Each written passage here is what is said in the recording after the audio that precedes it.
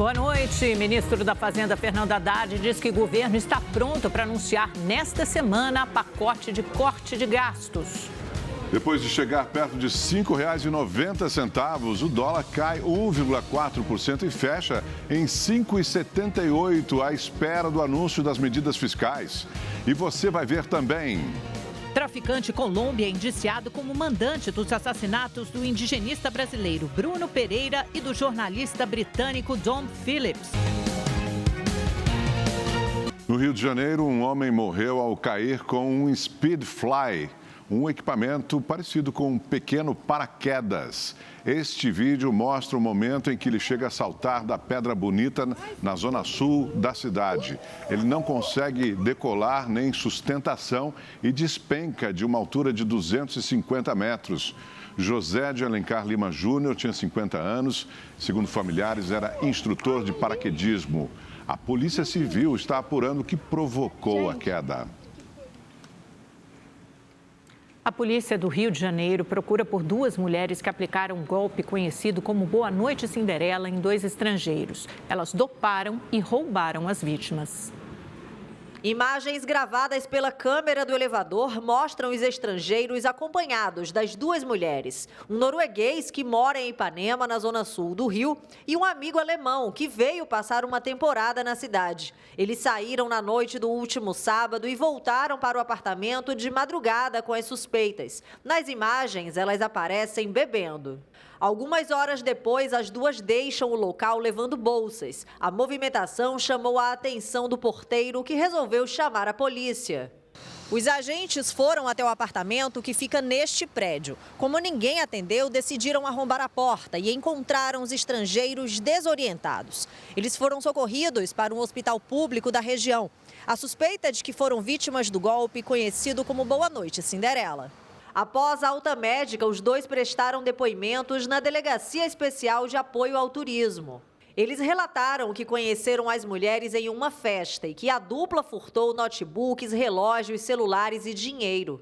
O caso está sendo investigado pela Polícia Civil, que realizou uma perícia no local e já conseguiu identificar uma das mulheres. Em São Paulo, policiais militares trocaram tiros com bandidos numa das avenidas mais movimentadas da zona sul da cidade. A cena foi registrada por uma testemunha que passava pelo local no momento do tiroteio. A ação aconteceu na Avenida Roberto Marinho, no bairro do Brooklyn. Os policiais faziam buscas por suspeitos que tinham acabado de assaltar uma residência na região e fugiam no carro de uma das vítimas. Segundo a polícia, quando viram as viaturas, os bandidos entraram na contramão e bateram de frente em dois veículos que vinham em sentido contrário. Na fuga, os suspeitos trocaram tiros com os agentes. Tinham vários carros de polícia provavelmente perseguindo, eles vieram já, pararam os carros, aí os policiais desceram com a arma na mão, aí começaram a atirar na SW4 e aí eu vi uns policiais com escudo também para se proteger e aí eu comecei a dar ré para tentar sair de perto, né? E aí já veio um policial aqui na frente do carro falando: sai do carro para você não tomar tiro. 3 suspeitos foram baleados e encaminhados ao hospital. 2 adultos morreram no confronto e um adolescente ficou internado sob escolta. Outros 3 envolvidos foram levados para a delegacia. Todos tinham passagens pela polícia por roubo. Um blindado da Polícia Militar foi atacado por bandidos em uma comunidade do Rio de Janeiro. Moradores registraram a ação criminosa. Na imagem é possível ver um criminoso atirando.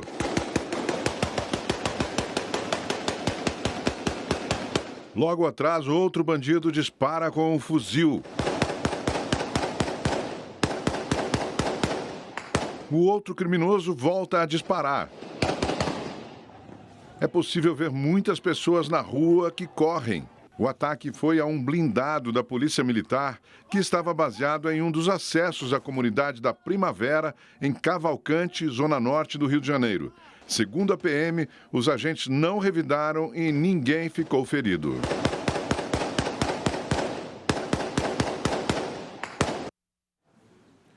Depois de quase 2 anos e meio de investigações, a Polícia Federal concluiu o inquérito sobre os assassinatos do indigenista Bruno Pereira e do jornalista britânico Dom Phillips. A PF indiciou Rubem Dario da Silva Vilar, conhecido como Colômbia, como o mandante dos assassinatos e mais 8 suspeitos por colaborarem com o crime.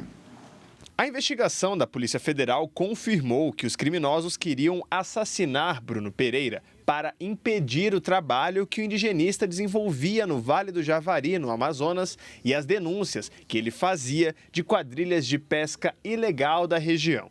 Segundo a polícia, Dom Phillips morreu porque acompanhava Bruno numa expedição. Indiciado como mandante do crime, Colômbia está preso desde dezembro de 2022. Além do assassinato do indigenista e do jornalista, ele também é investigado por pesca ilegal e tráfico de drogas. Bruno e Dom foram mortos a tiros em 5 de junho de 2022 em Atalaia do Norte, no Amazonas. Os dois visitavam comunidades próximas à terra indígena Vale do Javari, uma área que abriga a maior concentração de povos isolados em todo o mundo. Agora, a Justiça vai definir se aceita os 9 indiciamentos e torna todos os suspeitos réus. Depois de meses travado, o Senado deve votar esta semana o projeto de lei que cria um mercado de carbono no Brasil. A proposta permite que áreas reflorestadas ou preservadas sejam transformadas em crédito, que pode ser negociado por bilhões de reais no mercado nacional e internacional. Pois é, o crédito de carbono, como é conhecido, é uma maneira de fazer quem polui mais financiar quem preserva. Na reportagem especial de hoje, William Cury conversou com especialistas no assunto e com quem já fez a lição de casa e pode ganhar muito nesse novo mercado. 2 átomos de oxigênio ligados por um carbono. Essa é a molécula do dióxido de carbono, ou como todos conhecemos, o gás carbônico, um dos principais causadores do efeito estufa. Ele sempre esteve presente na atmosfera. Com a Revolução Industrial, as emissões se tornaram mais significativas. Mas nos últimos 35 anos, com o crescimento da indústria do petróleo e gás e com a urbanização, o gás carbônico ganhou destaque. Em dezembro de 2015, foi assinado o Acordo de Paris.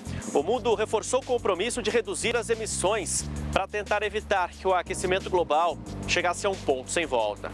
Iniciou-se um processo de tentar entender as emissões dos gases, que a gente chama de gases de efeito estufa, e principalmente entender como os países, o mercado de carbono surgiu numa relação entre países, como os países deveriam, então, estruturar uma forma de reduzir as suas emissões, já que desde o ano de 1988, o painel intergovernamental das mudanças climáticas realmente constatou que a emissão desses gases de efeito estufa ocasionava o aquecimento global que a gente conhece, as alterações na temperatura e outras alterações físicas. Mas não foi apenas a preocupação com o ambiente que motivou os governos. Em 2015, quando o Acordo de Paris foi assinado, existia uma reorganização geopolítica no mundo que justificava que os países repartissem entre si a responsabilidade econômica do carbono. A partir desse movimento, buscou-se dividir com os países esse custo para evitar barreiras econômicas. Colocar um preço no seu carbono interno virou uma necessidade para todos os países. A saída foi transformar a molécula em mercadoria, o carbono. Como produto, o gás passou a ter preço. Os países estabeleceram uma meta de emissão. Quem poluísse mais teria uma dívida. Quem emitisse menos que a meta passaria a ter crédito. E isso foi incorporado dentro dos países. Indústrias passaram a ter o compromisso de reduzir as emissões. Quem não conseguisse teria que ir ao mercado e gastar dinheiro para compensar a poluição que causou, comprando cotas de carbono vendidas por empresas que conseguiram poluir menos. Quando eu faço a alocação, que a gente chama, quando eu crio um orçamento de carbono, significa que eu estou definindo um teto, que não seria definido de outra forma. Então imagina assim, eu posso te dizer que gasta quanto tu quiser com as contas da tua casa. Ou eu posso dizer que, olha, vamos sentar aqui e fazer um orçamento e você tem que gastar até X nas suas contas por mês. Além disso, há iniciativas sustentáveis que podem criar créditos. Por exemplo, a geração de energia que não polua, como a eólica, ou então comprando áreas de pasto para reflorestamento. É um novo mercado que cria diferentes oportunidades de negócio. Por exemplo, se você, o William, tem uma propriedade, vamos supor que seja rural, e você tem uma área ali de preservação de floresta ainda e um pouquinho de área degradada, eu preciso comprovar que você precisa desse projeto para preservar sua área. Se você tem ameaça de desmatamento, muita roubo de madeira ilegal na região, se você realmente tem histórico de invasões na área, pessoas que vêm e botam fogo na sua área, tiram madeira, você está respondendo por isso criminalmente. Você tem um conjunto ali de fatores que te posicionam para que você possa pedir crédito de carbono. Áreas recuperadas, árvores, floresta em pé, versus criações para a produção de carnes, grãos, alimentos para a mesa do brasileiro.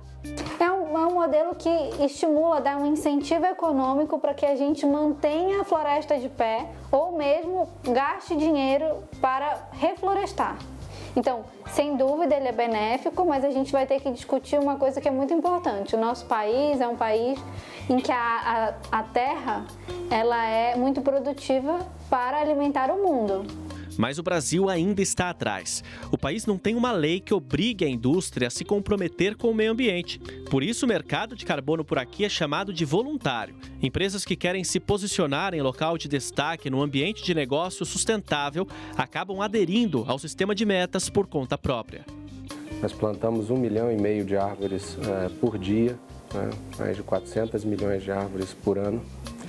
E nós, hoje, acreditamos que podemos, a partir dessa atividade, desse conhecimento que foi gerado ao longo de décadas, essa competência que foi gerada na economia de base florestal, desenvolver uma nova economia de baixo carbono. Se traduz em laços comerciais de longo prazo, em relacionamentos comerciais sólidos, e isso é muito importante para a companhia, sem dúvida.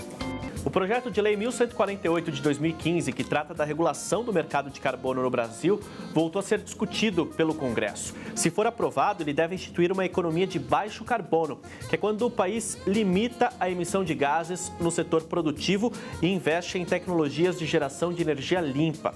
Com o mercado regulado, a expectativa é que a preservação das florestas ganhe impulso. Comunidades também podem ser beneficiadas. Um estudo feito pela ONG Guardiões do Mar calcula que só os manguezais brasileiros têm um estoque de carbono que pode valer mais de R$1 trilhão.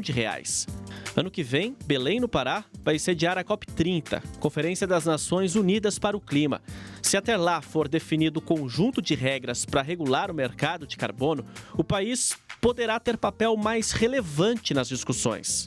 Hoje, no Brasil, preservar e restaurar florestas tem que valer tanto quanto uma atividade econômica que está em prática naquele lugar. Então, você tem que mostrar para o produtor, você tem que mostrar para a população local que a floresta vale tanto quanto outras atividades econômicas. E hoje em dia, o mercado de carbono, a novidade dele é justamente isso. Ele traz um financiamento para uma atividade que antes não tinha esse financiamento. Hoje, o grande desafio é incorporar o mercado de carbono numa prática do dia a dia para que o produtor ele possa escolher entre uma atividade de produção aliada à proteção e o restauro com financiamento e retornando capital. Uma pesquisa da Universidade Federal do Ceará revelou que 78% do lixo plástico encontrado nas areias das praias cearenses tem origem em países africanos. O Brasil é o 8º país que mais polui os mares com lixo plástico. 1.300.000 toneladas vão parar no oceano anualmente, segundo dados da ONG Oceana. E grande parte desses resíduos, 78%, vem de nações africanas, conforme revelou uma pesquisa do projeto Detetive Plástico, desenvolvida no Instituto de Ciências do Mar da Universidade Federal do Ceará. Isso causa, por exemplo, ingestão desses resíduos plásticos por peixes, por mamíferos como tartarugas e répteis marinhos, né? E não só isso, mas a gente vê, é muito comum a gente ver emaranhamento de outros mamíferos aquáticos, né, presos em redes, que ingerem canudos, tem preso na sua glote, no seu estômago. A maior parte do lixo encontrado nas praias do Ceará vem da República Democrática do Congo, que fica na África Central. Segundo a pesquisa da UFC, os descartáveis e até eletroeletrônicos, como esse carregador portátil, são despejados no Rio do Congo e atravessam mais de 11 mil quilômetros do Oceano Atlântico até chegarem aqui. As amostras de lixo coletadas em 200 metros nas praias de Fortaleza e na cidade vizinha Aquirás foram analisadas e resultaram nessa simulação computadorizada que impressiona. São 12 mil partículas de materiais descartáveis que saem do continente africano e chegam na costa brasileira. De acordo com os especialistas, o trajeto dos plásticos da África até o litoral do estado leva entre 6 a 11 meses. A partir de maio de 2023, a gente está fazendo um monitoramento, né? Uma vez por mês a gente volta à Praia do Futuro e ao Porto das Dunas e a gente coleta nos mesmos locais que a gente monitorou dos primeiros achados. E todo mês a gente tem encontrado o plástico do Congo, da África e a gente está encontrando até outros países. A gente tem mais de 22 países estrangeiros identificados que têm marcas associadas a outros países estrangeiros, né, na costa do Ceará. Além da África, os plásticos encontrados nas praias do Ceará também são de outros estados do Brasil e de países da Ásia e da Europa. A resolução para o problema do plástico tem que ser uma solução global. Não adianta um país, ou uma cidade, ou um município ter as suas ações que são importantes localmente, mas se não tiver um esforço coordenado, a problemática sempre vai permanecer. Bom, vamos falar agora da previsão do tempo com a Valéria Luizetti. Valéria, segundona, começou com chuva em São Paulo. Se bem que o fim de semana não foi muito diferente, né? De sábado, domingo, segunda, já é o terceiro dia de chuva. Continua assim? Boa noite. Pois é, boa noite Amanda, Augusto e boa noite a você que nos assiste. Essas chuvas, elas deverão se intensificar ao longo da semana em muitas regiões do país. Isso por conta da atuação de uma frente fria vinda da região sul, que deve passar e atuar principalmente a partir de quarta-feira em direção ao final de semana. As áreas mais atingidas por essas chuvas deverão ser o centro-oeste e o sudeste. E amanhã, como nós podemos ver aqui no nosso mapa, essas chuvas já estarão presentes em grande parte do país, principalmente deverão ser mais intensas no Mato Grosso do Sul, parte ali de Goiás e também interior de São Paulo. Dia firme e estável em grande parte dos estados do Nordeste, passando ali também pelo Amapá e pelo norte do Pará. Bom, falando agora das temperaturas, amanhã elas se mantêm elevadas em grande parte do país, máximas ultrapassando os 30 graus no norte, no centro-oeste, no sudeste e temperaturas mais amenas, tanto no sudeste quanto no sul e muito próximas das temperaturas que nós acompanhamos hoje. Falando do sudeste, amanhã máxima de 28 graus no Rio de Janeiro, 25 em Belo Horizonte e 30 em Vitória. Possibilidade de pancadas de chuvas isoladas ao longo de todo o dia nas 3 capitais. Falando de São Paulo, amanhã o dia será muito parecido com o de hoje, máxima de 27 graus. Deve chover também um volume muito próximo, hoje foi uma média de 24 milímetros, amanhã será de 25 e esse chove para que a gente acompanha. Mas como nós podemos ver no nosso gráfico, as temperaturas caindo em direção ao final de semana com a passagem dessa frente fria e possibilidade de mais chuva para o final de semana. Mas é claro, essas mudanças a gente vai acompanhando no dia a dia e passando aqui para vocês. Amanda e Augusto. Obrigado, Valéria. Boa noite para você. Depois de 47 anos de sucesso, a famosa vacina da Gotinha, lembra do Zé Gotinha, contra a poliomielite, parou de ser usada oficialmente hoje. O imunizante agora passa a ser aplicado nos postos de saúde de forma injetável. A aplicação das gotinhas contra a poliomielite, vírus que causa a paralisia infantil, começou em 1977, mas se tornou popular mesmo com esse personagem criado para ajudar nas campanhas de vacinação, o Zé Gotinha. São 34 anos sem a doença no país. Desde o dia 18 de outubro, a vacinação contra a polio está sendo feita na forma injetável.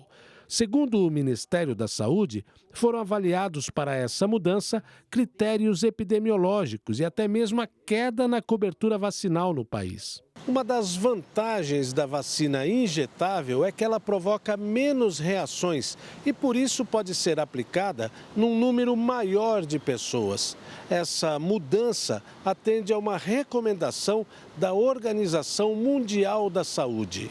A vacina injetável, ela protege contra os 3 sorotipos disponíveis, ou existentes da poliomielite, e ela é aplicada de maneira intramuscular. As doses de vacina injetável da poliomielite já estavam sendo utilizadas desde o ano passado em crianças aos 2, 4 e 6 meses de idade.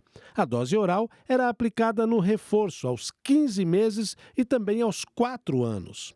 Com essa mudança, a dose de reforço aos 15 meses passa a ser aplicada também com a vacina na forma injetável e o reforço aos 4 anos deixa de ser necessário. Segundo o Ministério da Saúde, a nova vacina é mais segura. Essa infectologista explica os possíveis riscos da vacina oral. A vacina oral, que é a vacina da gotinha, que a gente conhece já há muito tempo, tem uma ação muito mais intestinal, e por isso ela pode ser também eliminada pelas fezes algum tempo após a vacinação, o que faz com que o vírus fique presente no ambiente. O número de estudantes inscritos para o Enem deste ano aumentou quase 30%. Neste domingo, os candidatos fizeram as provas de Ciências Humanas e a redação. Mais de 4.300.000 pessoas se inscreveram no Exame Nacional do Ensino Médio.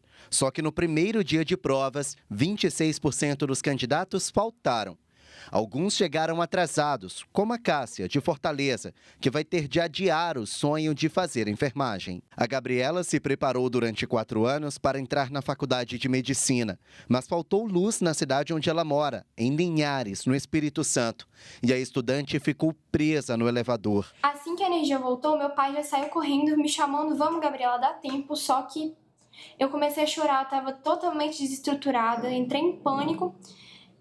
E não dava mais tempo também. Também teve aqueles que chegaram no último instante. Esse aí precisou rolar por debaixo do portão para entrar. Ontem foi o dia das provas de linguagem e ciências humanas, além da temida redação. Neste ano, o tema foi Desafios para a Valorização da Herança Africana no Brasil. Foi tranquila, porque a minha escola ela deu um ensino durante o final de semana sobre o Enem, que foi um curso sobre vários temas, a gente ia praticando a redação e tudo mais. Então a redação foi um tema bom, um tema importante, só que um tema muito, muito difícil de escrever. Segundo o Ministério da Educação, 80% dos alunos do 3º ano de escolas públicas se inscreveram no Enem, um aumento de 27% em relação a 2023. Para o ministro Camilo Santana, o grande incentivo foi o programa Pé de Meia, que vai pagar R$ 200 para cada estudante que completar as 2 provas do exame. Consideravelmente o efeito forte do programa Pé de Meia, que pagará ao aluno inscrito que realizar as 2 etapas da prova, no dia 3 e no dia 10, pagará mais uma parcela extra para esses alunos. No geral, quase 5.000 candidatos foram eliminados no primeiro dia do Enem. Além dos atrasos, teve gente que saiu do local de provas antes do horário permitido. Outros levaram equipamentos eletrônicos. A Polícia Federal vai investigar a denúncia de que estudantes teriam fotografado o caderno de questões ainda durante o exame. Por volta das 16 horas, uma pessoa tentou sair e aí teve que ter todo o procedimento por parte que diz no edital, e ela está sendo interrogada e investigada pela Polícia Federal.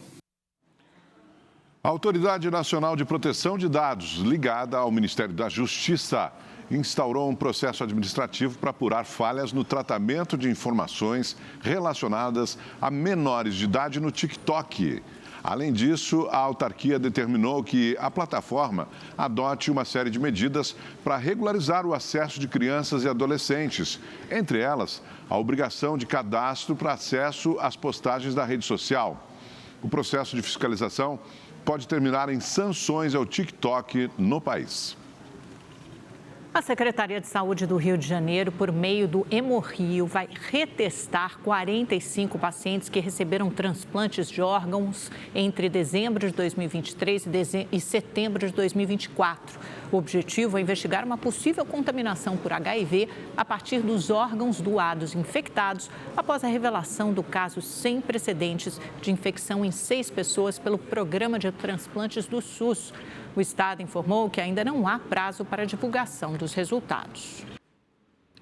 Terminou há pouco a reunião do presidente Lula com a equipe econômica do governo para discutir cortes de gastos. O repórter Igor Damasceno está ao vivo em Brasília e traz as informações.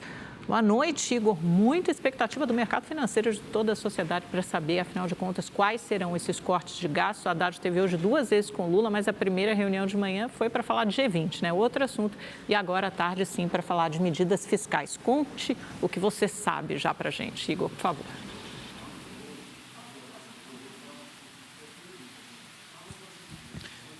Boa noite a todos. Olha só, essa reunião aconteceu no Palácio do Planalto, a portas fechadas, com praticamente toda a equipe econômica do governo federal. Durou cerca de 3 horas. Ao fim da reunião, nenhum ministro quis falar com a imprensa, mas há pouco a assessoria do Ministério da Fazenda divulgou uma nota dizendo que o quadro fiscal do Brasil foi apresentado ao presidente Lula e que amanhã a Casa Civil deve convidar novos ministros para também opinarem a respeito do corte de gastos. Olha, esse encontro aconteceu depois que o ministro da Fazenda, Fernando Haddad, cancelou uma viagem para a Europa. Foi o próprio presidente Lula quem pediu para Haddad ficar no Brasil e cuidar dessa questão dos cortes de gastos. É que, como você bem adiantou, Amanda, o mercado financeiro está preocupado com as contas públicas do Brasil. Isso fez o dólar disparar. A moeda americana chegou a ultrapassar R$ 5,80. Então, há uma expectativa muito grande no mercado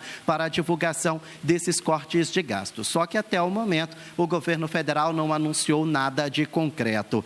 O que se sabe é que os cortes serão feitos na forma de proposta de emenda à Constituição. Ou seja, vai ser mais difícil conseguir os votos para aprovar essas medidas lá no Congresso Nacional.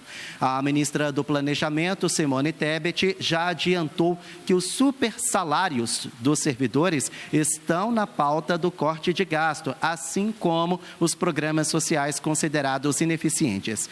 Tebet também já assegurou que o ganho real do salário mínimo está assegurado. Voltamos ao estúdio. Perfeito, obrigado, Igor. E o programa Leitura Dinâmica, apresentado aqui na Rede TV pela Gabriela de França, tem novidades a partir de hoje. Você vai encontrar uma leitura dinâmica de roupa nova para entrar com tudo nos 25 anos da Rede TV. A sua revista eletrônica favorita vai estrear um cenário novo, super moderno, como parte das celebrações do aniversário da emissora. Além disso, teremos outras novidades, tá? Como quadros e entrevistas. Nada mal para um dos programas que estão no ar desde o início da emissora, não é mesmo? O Rede TV News desta segunda-feira fica por aqui. Obrigado por sua companhia. Uma ótima noite para você. Muito obrigada pela audiência. Amanhã tem mais a partir das 7 da noite. Até lá.